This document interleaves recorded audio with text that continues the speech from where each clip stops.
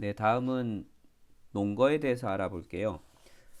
논거의 사전적 의미는 어떤 이론이나 논리, 논설 따위의 근거를 논거라고 합니다. 다시 얘기하면 본인이 주장하고자 하는 것 또는 본인의 의견의 타당성을 뒷받침하기 위한 논리적 근거를 논거라고 하는 거죠. 내가 어떤 주장을 펼 건데 그 주장이 왜 타당한지를 설명을 해주는 겁니다. 그런데 그 타당한 뒷받침이 논리적이지 못하면, 그러니까 자기의 주장을 뒷받침하는 근거가 논리적이지 못하면 우리는 그것을 받아들이기 어렵잖아요. 그렇기 때문에 자기가 주장하는 것이 타당하다라는 것 뒷받침하기 위해서는 반드시 논리적인 근거가 필요하고요. 그래서 우리는 그 논리적인 근거를 줄여서 논거라고 합니다. 논리적 근거를 논거라고 합니다.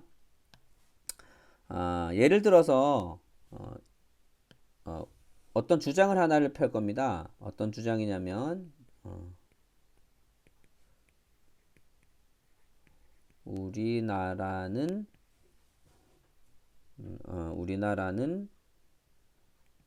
과거에 훌륭한 과학적 능력을 가지고 있었다. 우리나라는 과거에 훌륭한 과학적 능력을 가지고 있었다라는 이런 주장을 펴고 싶어요. 그러면 과거에 훌륭한 과학적 능력이 어떤 것이 있는지 구체적으로 사례를 들어야 되는데 그 사례가 바로 논거가 되는 겁니다. 어떤 게 있을까요? 예를 들면 우리나라에 그린 훈민정음이 어떤 과학적 원리를 가지고 있는지 요거 설명하면 될 것 같고요. 그 다음에 앙부일구라든가 우리나라에서 사용하는 추구기 이런 천체 관측 기구에 대한 과학적 원리를 설명을 한다거나 또는 거북선 우리나라 그 과거에 만들었던 거북선을 보면 굉장히 과학적이잖아요.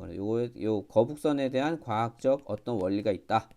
그래서 이런 것들을 보니까 우리나라는 역시 과학적으로 죄송합니다. 과학적으로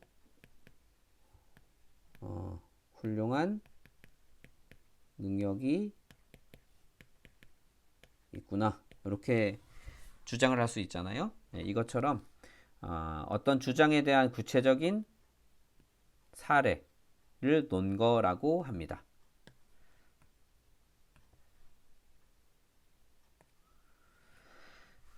네, 이제 다음은 논리학과 철학에 관한 내용이에요. 이제 우리가 논리학이 철학의 한 일종이다 보니 한 분야다 보니까 우리가 이제 철학이라는 내용을 그냥 넘길 수는 없을 것 같아서 아주 간단하게 철학에서 다루는 것이 무엇인지 그 분야에 대한 설명을 하는 정도로 이제 소개를 하겠습니다.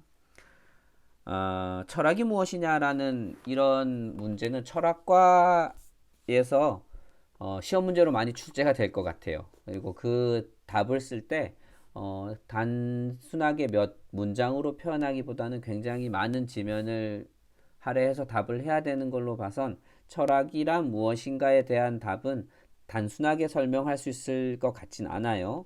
하지만 우리는 그 철학의 근본적인 것을 공부하기보다는 논리학이 무엇인가를 공부하고 있기 때문에 그냥 간단하게 소개를 해보겠습니다.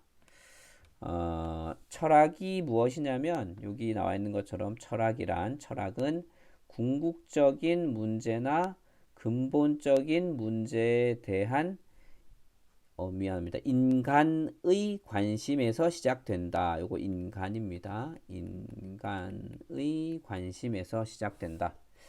우리가 어떤 한 주제에 대해서 다른 사람들과 이야기를 할 때 본질적으로 계속 따지다 보면 결국은 그건 철학적인 문제라서 더 이상 우리가 논할 수 없을 것 같다라는 이야기로 마무리하는 경우가 많아요. 이것처럼 어떤 논의 대상에 대해서 근본적으로 따져가다 보면 철학적인 문제라고 대답을 하잖아요.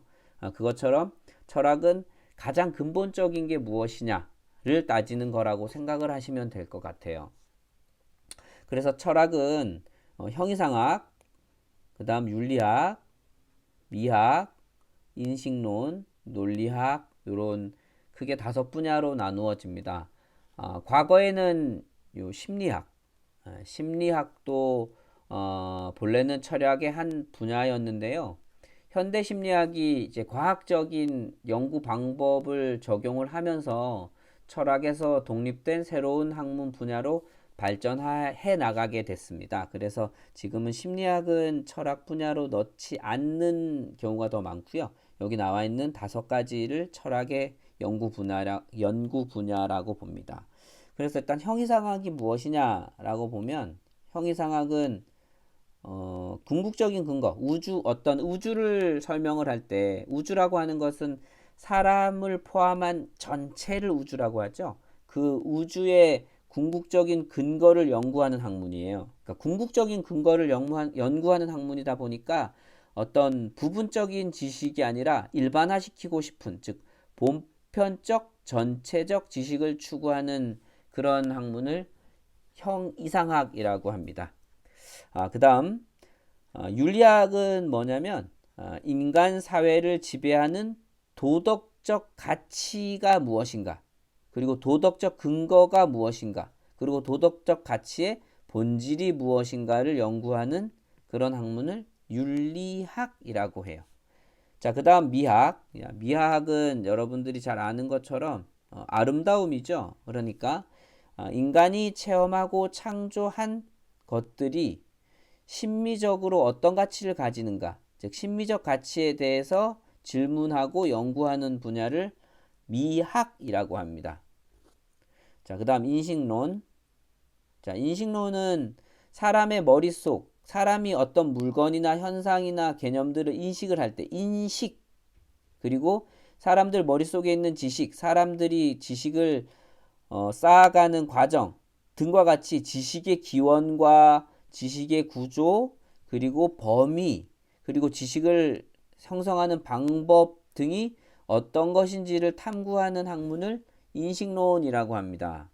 그 다음 마지막으로 논리학입니다. 논리학은 인간의 지식 활동에 관련된 특정한 종류의 원리를 분석하고 명제화하여 이들을 체계화하는 학문을 논리학이라고 합니다.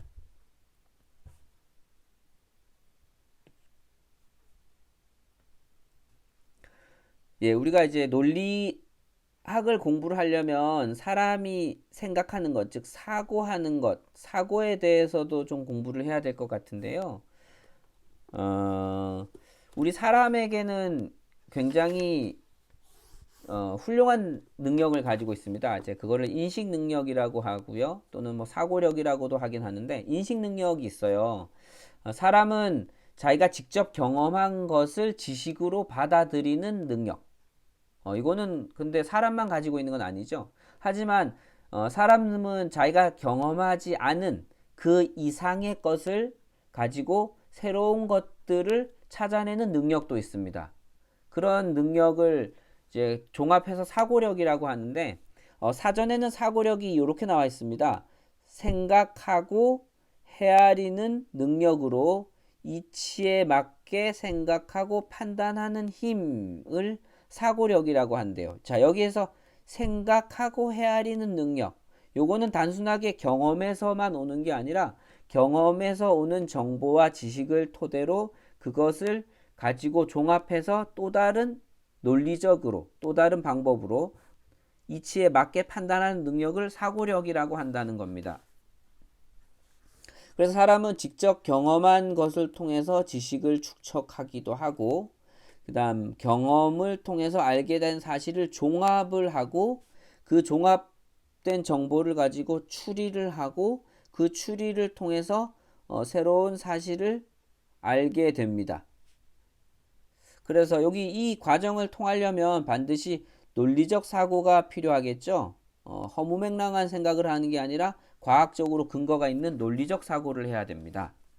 근데 추리를 한다라는 말을 썼는데요. 그럼 추리가 무엇인가? 자, 추리란 미리 알려진 하나 이상의 전제, 다시 얘기하면 미리 알려진 정보입니다. 이 정보를 통해서 새로운 결론을 추출해내는 것을 추리한다라고 하고요. 추리와 약간 유사한 단어 중에 유추 또는 유비라고도 하는데, 유추라는 말을 더 많이 쓰죠. 유비. 이미 잘 알려진 어떤 친숙한 현상을 가지고 잘 알려지지 않은 것을 설명을 하거나 추리할 때 우리는 그것을 유비라고 합니다. 또는 유추한다라고 하죠. 여기 보면 잘 알려져 있지 않은 것을 친숙하고 잘 알려진 용어로 표현해서 추리하는 것을 추리한다라고 해요.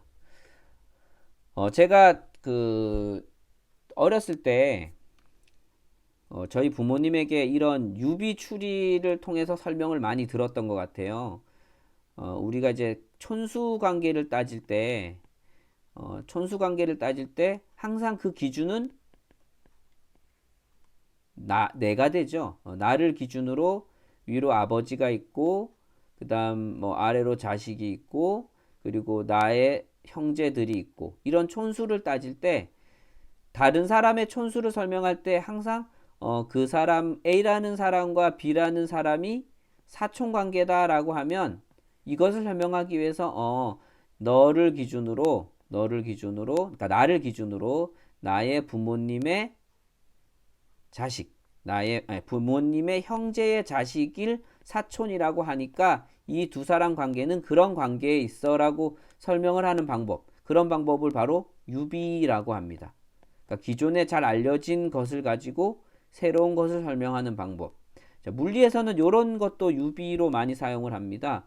전류, 전압 또는 뭐 저항을 설명을 할 때 전류는 물로, 그 다음에 전압은 물의 위치 에너지, 그 다음에 물이 흘러갈 때, 저항은 물이 흘러갈 때 중간에 그 물레방아가 있다라고 하면 물레방아가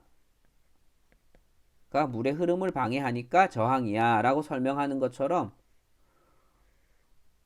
유비를 통해서 그 물리에서는 이런 방법으로 유비 추리를 하게 합니다, 학생들에게. 근데 유비 추리가 좀 위험한 게 전류와 물이 정확하게 일치하는 개념이 아니고, 전압과 위치 에너지가 일치하는 개념이 아니고, 저항과 물레방아가 일치하는 개념이 아니기 때문에 이거를 이해를 돕기 위한 것이지 동일시해서는 절대 안 된다라는 겁니다. 네, 그런 것도 여러분들 좀 알아주셨으면 좋겠고요. 추리를 이제 다른 책에 보면 추리를 이렇게 두 가지로 분류하는 경우가 있어요. 그래서 여기 보면 추리를 심리적 추리와 그다음에 논리적 추리로 구별을 하는데, 심리적 추리라는 건 뭐냐면 어떤 전제 또는 근거를 바탕으로 결론을 도출하는 과정이 심리적 과정일 때 우리는 그거를 심리적 추리 또는 추론한다라고 하고, 논리적 추리는 크게 귀납법과 연역법, 귀납적 추리와 연역적 추리로 구별을 합니다. 그래서 귀납적 추리와 연역적 추리는 이제 뒤에 가면 요 다음에 구체적으로 나오게 되고 다음 시간에도 구체적으로 배우게 될 텐데, 여기에서는 간단하게만 설명을 하겠습니다. 귀납적 추리는 부분을 가지고 전체를 이야기하거나 특수한 상황을 가지고 일반적으로 이야기를 하거나 한두 개의 개체를 가지고 보편적인 사례인 것처럼 이야기하는 것을 귀납적 추리 또는 귀납추리라고 하고, 귀납추리 중에 좀 전에 얘기했던 유비추리 또는 유비를 귀납적 추리에 포함시키기도 합니다. 그러니까 유비를 귀납적 추리와 동일시해서는 안 되고요. 어떤 측면에서 보면 유비추리가 귀납적 추리다라고 볼 수 있다라는 겁니다. 왜 그렇게 볼 수 있냐면 좀 전에 얘기했던 것처럼 기존에 잘 알려지지 않은 것을 친숙하고 잘 알려진 것으로 설명을 한다라고 했는데, 친숙하고 잘 알려진 것은 어떤 측면에서 보면 부분적인 것이 되는 것이고 특수한 것이 되는 것이고 그 다음에 일반적인 개체가 되는 거거든요. 이제 그런 것을 가지고 어떤 현상을 설명을 하려면 일반화시키는 게 되니까 전체적이고 일반적이고 보편적인 설명을 하려고 시도를 하기 때문에 유비 또는 유추를 귀납적 추리로 보는 관점도 있다라는 겁니다. 자, 그 다음 연역적 추리는 가장 대표적인 게 3단 논법이에요. 그래서 기존에 앞에서 주어진 어떤 정보, 우리는 그거를 대전제라고 하는데, 그 대전제를 가지고 추리를 논리적으로 해서 어떤 결론을 찾아내는 것을 연역적 추리 또는 연역법이라고 합니다. 우리가 여러분들이 이제 수업 시간에 수업을 들으면서 알게 되는 정보나 또는 여러분들이 어떤 서적을 통해서 알게 되는 정보들은 사실은 대부분이 어떤 법이냐면 연역적 법, 연역적 추리 또는 연역법을 통해서 정보를 알게 되는 거예요. 그러니까 거기에서는 그 정보에서 종합적으로 어떤 추리를 해 나가는 거기 때문에 경험적으로 여러분들이 어떤 어, 완전 새로운 것들을 찾아내기는 어렵잖아요. 그래서 대부분을 여러분들은 우리는 연역적 추리를 통해서 새로운 정보를 얻게 되는 거죠. 논리학이 어떤 영역을 주로 다루는지, 그 영역은 정말 광범위한데 그 다루는 영역을 몇 개의 질문으로 표현을 하면 여기 있는 4개의 질문으로 표현할 수 있을 것 같아요. 그래서 논리학은 어떻게 하면 생각을 옳게 할 수 있을까? 그 다음 어떻게 하면 생각하는 능력을 기를 수 있을까? 그 다음에 생각하는 방법, 생각하는 형식, 사고의 형식이란 어떤 규칙성을 가지고 있을까? 그리고 어떤 법칙에 따라서 사고하면 가장 올바르게 사고하는 것일까? 요 부분을 다루는 게 논리학입니다. 그러니까 우리가 지금 논리학이 다루는 영역을 구체적으로 알 필요는 없지만, 깊이 있게 공부할 필요는 없지만, 이 정도의 질문이다라고 이해를 하시면 될 것 같고요. 이 논리학은 고대 그리스 이전부터도 많이 논리학에 대해서 이야기를 해왔지만, 논리학을 체계화한 사람은 아리스토텔레스입니다. 그래서 논리학은 아리스토텔레스에 의해서 체계화된 학문이다라고 이야기를 하고 있습니다.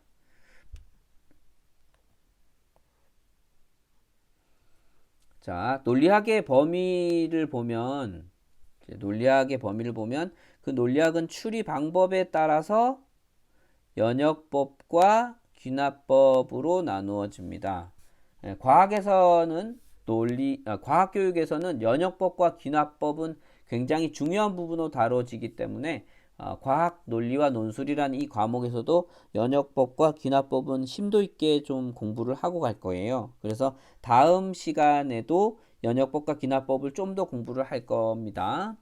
일단 연역법의 사전적 의미를 찾아보면 하나 이상의 명제를 전제로 해서 명확히 규정된 논리 형식에 의해 새로운 명제를 결론으로 이끌어내는 방법을 연역법이라고 합니다. 그래서 연역법을 따라서 결론을 내리면 확실하고 필연적인 결론에 이르게 됩니다. 어떤 예측이나 확률적인 결론이 아니라 확실하고 필연적인 결론이라는 거예요. 그 다음 두 번째 특징은 뭐냐면 전제가 참이면 결론도 반드시 참이어야 한다는 논법입니다. 왜냐하면 앞에서 제시된 전제를 가지고 논리적으로 전개해 나가는 거기 때문에 반드시 이럴 수밖에 없어요. 그래서 이 3단 연역적 추리가 가장 많이 쓰이는 게 수학이죠. x 플러스 1이 0이다 라고 하는 요 전제를 가지고 그럼 x는 얼마일까? x는 마이너스 1이다 이런 결론을 내릴 수가 있어요. 그러니까 전제가 참이고 그 전제를 가지고 논리적으로 이렇게 진행을 하다 보면 반드시 결론이 만들어진다라는 겁니다. 그런데 이 연역법의 한계라고 할까요? 하는 것은 새로운 경험적 정보를 얻지는 못합니다. 자, 여기 x 플러스 1이라는 요 전제를 통해서 x가 마이너스 1이라는 걸 찾아냈지만 우리는 이걸 새롭다라고 하진 않아요. 이건 새로운 게 아니라 그냥 수학적으로 연역적으로 이렇게 무언가 형태를 변화시키면서 마치 새로운 정보인 듯 하지만 새로운 경험적인 정보는 아니라는 겁니다. 자, 그런 의미고요. 그 다음 전제가 참이면 결론이 참인 것처럼 만약에 대전제가 잘못되면 그거에 대한 결론은 절대 올바르지 못할 겁니다. 자, 그 다음 연역법에서 이제 중요한 거 하나가 있는데요. 연역법의 대전제는 귀납법에 의한 논증일 수 있다. 반드시 그렇다는 건 아니에요. 귀납법에 의한 논증일 수 있다라는 요 의미가 어떤 의미냐면, 자, 아래 보면 대전제가 이렇습니다. 모든 철학자는 이상주의자다. 그 다음 소크라테스는 철학자이다. 그러므로 소크라테스는 이상주의자다. 자, 여기서 모든 철학자는 이상주의자다 라는 이 전제를 명제로 만든 사람이 있겠죠. 최초로. 근데 이 사람이 모든 철학자는 이상주의자라는 이 명제를 만들기 위해서는 자기가 만나온 여러 사람들이 모두 철학자이면서 이상주의자였던 거죠. 자, 그런데 이제 문제는 이 사람이 만난 철학자가 전 세계에 있는 모든 철학자일까요? 라는 질문입니다. 결국은 이 명제를 만든 사람은 귀납법을 통해서 자기가 경험한 사람들, 자기가 만난 철학자들에 한해서 이상주의자였고, 이 이상주의자였으니까 자기가 만난 사람들은 모두 철학자이면서 자기가 만난 철학자들은 모두 이상주의자였기 때문에 그래서 모든 철학자는 이상주의자다라고 이야기를 한 거죠. 자, 여기에서 보면 이 연역법을 사용한 이 사람의 이 대전제가 바로 귀납법에 의한 논증이었다는 겁니다. 그래서 연역법의 대전제가 항상 참이 아닐 수 있다라는 문제점을 가지고 있다라는 거죠.